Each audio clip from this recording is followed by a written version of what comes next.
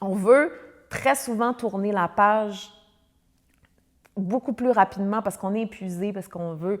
Donc, on veut tourner la page sans avoir véritablement intégré et fait de l'intégration nécessaire pour arriver à un réel shift ou une réelle résolution.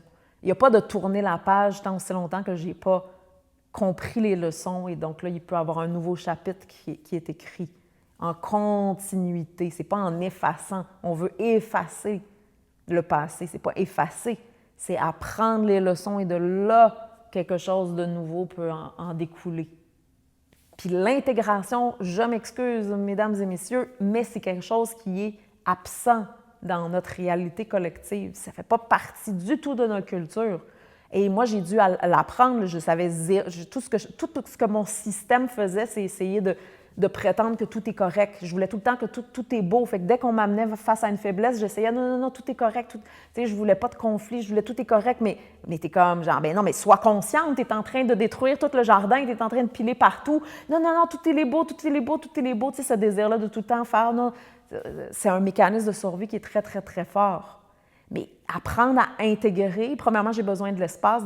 Deuxièmement, j'ai besoin d'aller là où c'est inconfortable. J'ai besoin d'avoir de la guidance. J'ai besoin d'aller là où, justement, c'est protégé. Donc, il y a plein de protections par-dessus la réelle faiblesse.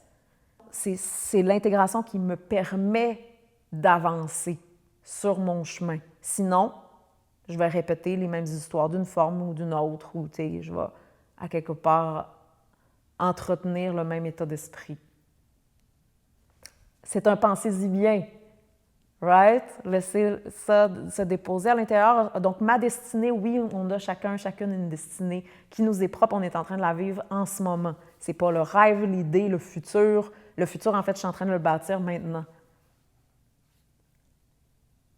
Puis le passé m'a amené là où je suis aujourd'hui.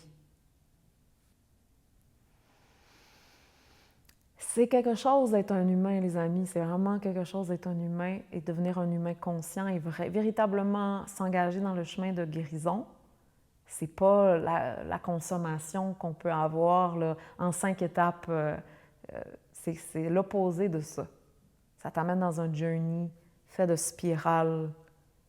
Des fois, c'est faire face au plus grand inconfort ou ce que j'ai évité de ressentir. Puis en même temps, à un moment donné, le système catch que je souffre beaucoup plus à fuir parce que la vie m'a l'envoyé en pleine face d'une manière ou d'une autre à un moment donné, de toute façon, que d'y faire face puis de doucement entrer dans cette spirale-là qui me permet une résolution, une véritable résolution.